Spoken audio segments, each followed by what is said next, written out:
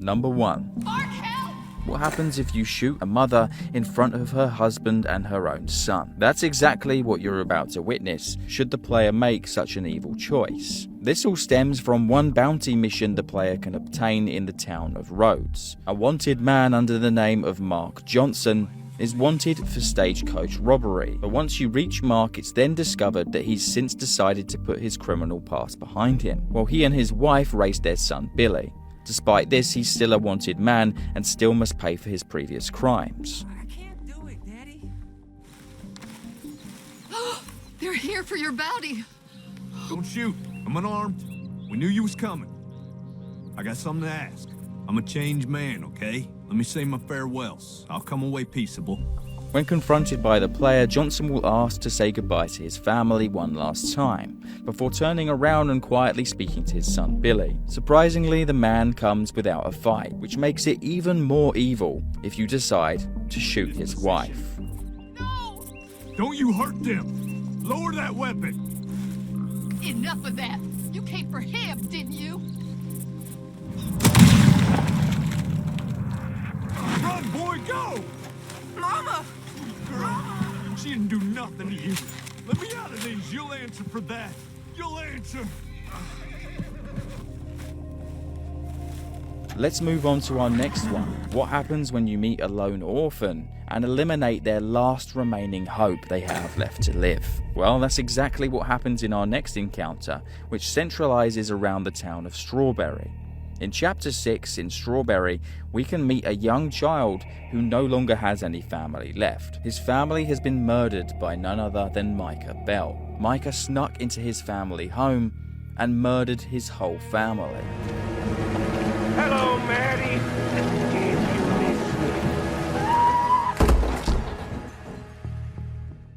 We can meet this young man inside Strawberry, and unfortunately, he's lost his dog. It's easy to imagine anyone in their right mind would likely help the boy in finding his lost puppy. So of course the player can set off and find the young boy's dog.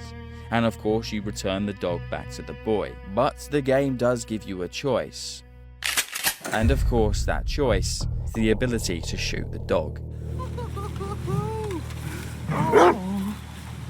Thank you, mister. We ain't never spent a night apart. She's the closest thing to a family I got left. Glad I could help.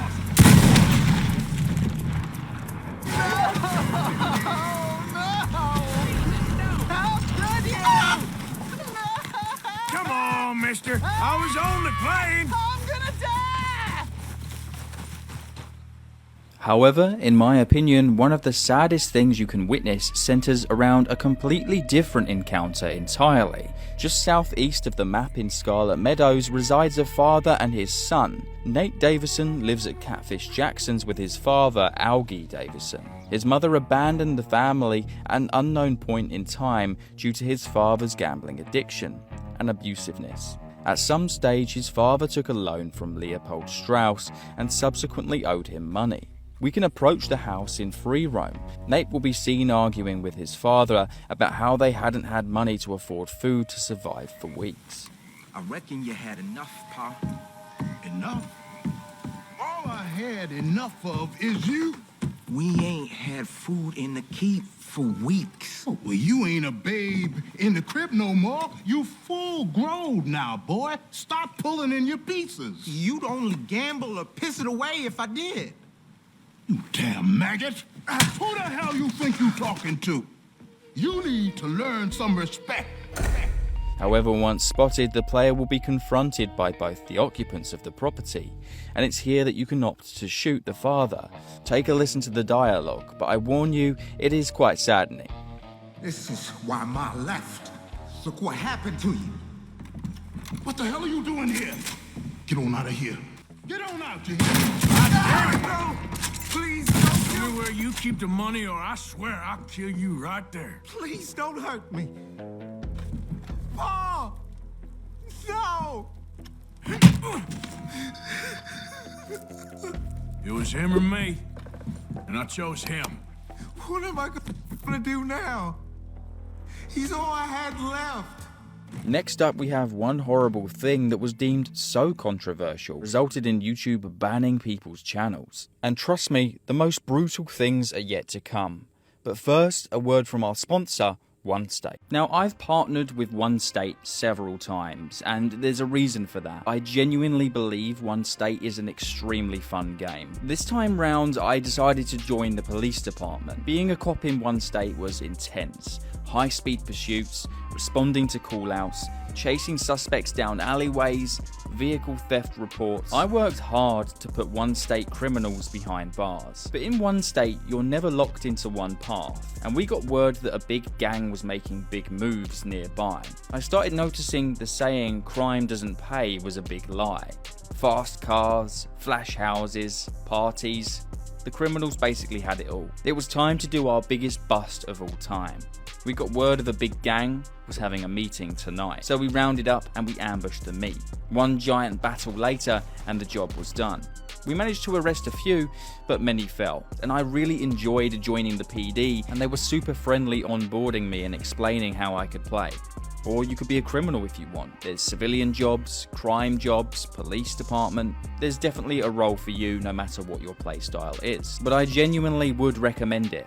And it's got really good graphics fitted into a mobile game. So use my link in the description or the pinned comment. You can activate my code in-app or on the webshop, and you will receive $10,000 instantly on the webshop, and in-game 60,000 bonus dollars unlocked once you reach level 8.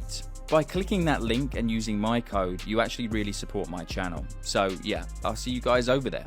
Now, back to the video. Time for our first of two horrible things featured on the Joe Rogan podcast. What was that video game where the guy got in trouble because he made a video of him torturing some women's rights? Red Dead 2. Yeah. He punched a woman in the face that was protesting for women's rights to vote, suffrage, and he got in trouble. All of this was because of some pixels in a video game. She can be found in northern Saint-Denis, outside the tailor between midday and early evening. If approached, she will passionately argue that women deserve a voice in shaping the nation, often taking aim at men in the process. So what's so bad about this that caused such a controversy? Well, it was the fact that many players uploaded videos of themselves online attacking and abusing, even torturing Dorothea. There's one where a guy ropes her, hog ties her, throws her on the back of the horse, rides her to a swamp, and throws her to an alligator, which then eats her in the swamp. That is so crazy that you can do that.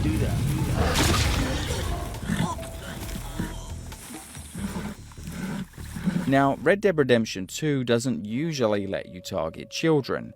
Dotted around Saint-Denis, we can find several young children, and to be honest, they're kind of little shits. Look at them fine steeples. Hey, you little pair of shits!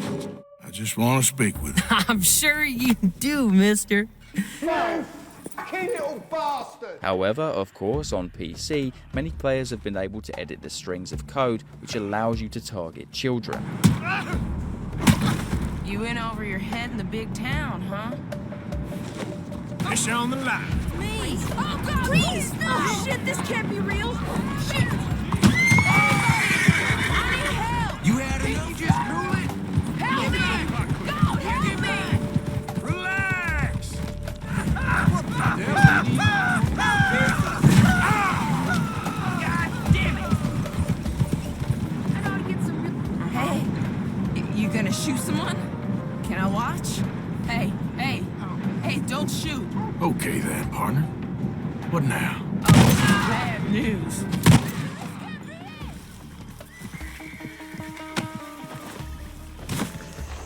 You having fun? Next up, we have another scenario which appeared on the Joe Rogan podcast. One of the game's darkest random events we can encounter is the clan at a secret ritual meeting deep in the forest. Most normal players would most likely shoot these guys and complete the encounter. Opting not to do anything still results in the same outcome, as they end up burning themselves alive.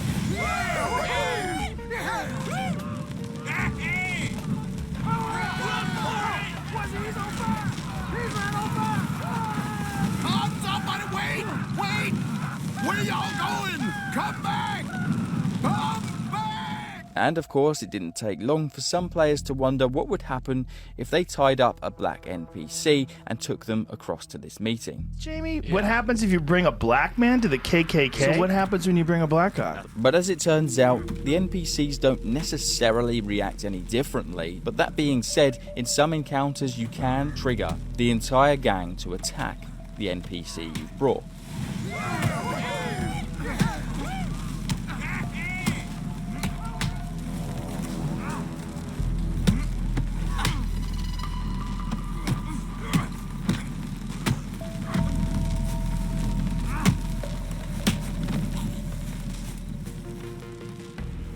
This next one straight up makes you feel awful after doing it, because witnessing the consequences of your choices is immediate.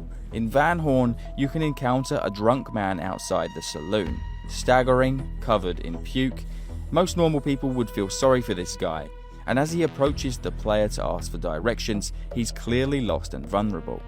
Hey, where's the train station? Going around in circles here. However, you are given two choices. Do you A, point the man in the right direction, watch him stumble off to a safe night's rest, or B, do you mislead him? And the results are kind of heartbreaking. Just watch and see what happens as he stumbles his way in the direction you pointed him towards. It becomes clear as you watch this guy stumble closer to the water that perhaps you've done something evil. What makes it feel quite so evil is the little innocent remarks the man makes, foreshadowing what's about to happen. Hey, that's my train. Thought the station was higher up. Is this the right platform? This train seems really quiet.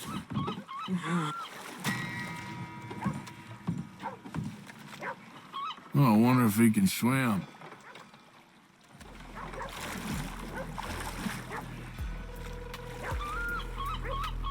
But next up, high in the mountains of Red Dead Redemption 2, just beyond the winding cliff paths of Grizzly's East, we locate a lone monk.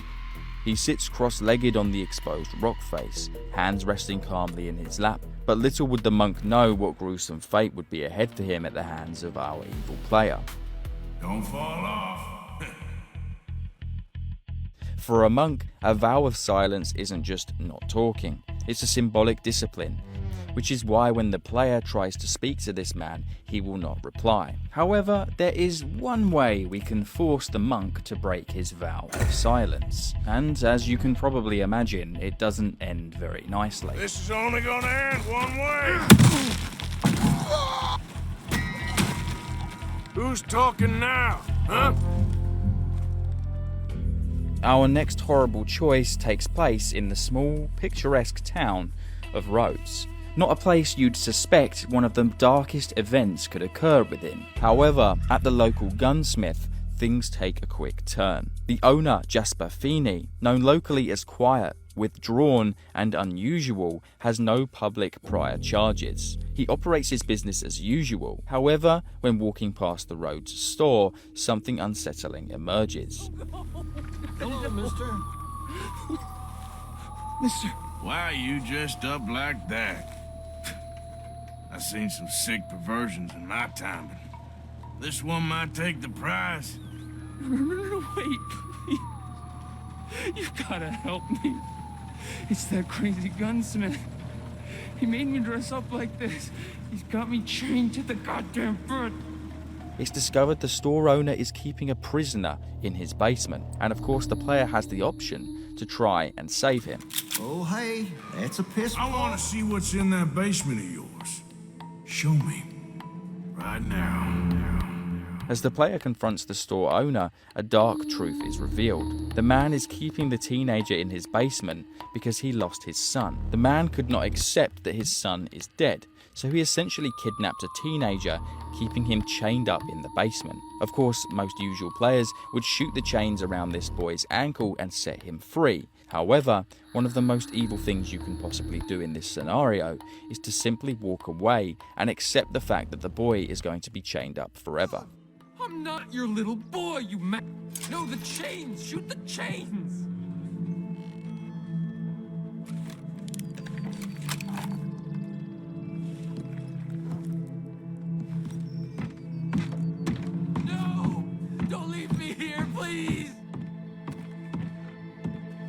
never getting out of here, am I?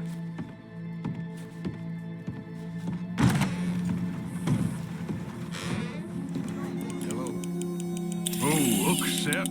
Oh, very impressive. One of my favourite Easter eggs in Red Dead Redemption 2 is the fact that you can fish up a severed arm. But it's the backstory behind this severed arm that really shows the horrible choices we have to make to get here. And it all starts with a man named Jean-Marc. He's the deputy mayor of Saint-Denis, working underneath the mayor. You meet the mayor during a stranger mission called Idealism and Pragmatism for Beginners. This is where you also meet Jean-Marc. Jean-Marc believes that Saint-Denis looks modern, but is rotten underneath, and it could be run much better. Of course, this undermines the choices and decisions of the mayor himself, who often uses intimidation and hired muscle to protect his power, and Arthur becomes that muscle. Jean-Marc sees what's happening and eventually decides he's going to expose what's going on. But the mayor sends you after Jean-Marc before this can happen. Why you want to go and say those awful things about me, buddy? Best not to make a big drama of things. Come on, let's go see your boss. This is gonna hurt, but it's for the best. The game will then hand you a choice. You can spare Jean-Marc, and if you do, you will gain honor. He will expose the mayor is impeached, and Jean-Marc becomes the new mayor. Or you could execute Jean-Marc right there on the spot. I see now. You're lost to reason. Yeah, and I see now that you're a horrible little wretch and a sinner yourself. Your sin is deluded vanity. Now, sir, I am afraid that you must kill him. I will pay you handsomely. And Jean-Marc, I will miss you. I really shall. Kill him. It must be so. Please. You're not really going to kill me, are you? Thought I might. But all I did was love too much. Love? My duty. Yeah, but you're running your I'll mouth leave you out of about it. me, buddy. And him. He'll betray you just like he's betrayed me. Lumire's a foul rat, but I'm a man of my word. Let me live, and I'll destroy him, and I'll make sure you're left well alone. Come on, please, come on. You want to show us?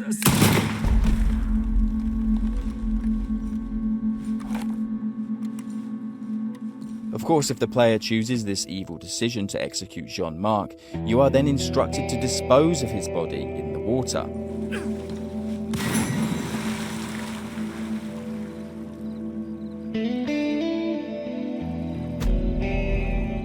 And it's while fishing here at the manor house backyard, several days later, where we can actually find the remains of Jean-Marc's body. Damn! Jean-Marc? Is that you? Oh, I'm sorry, buddy.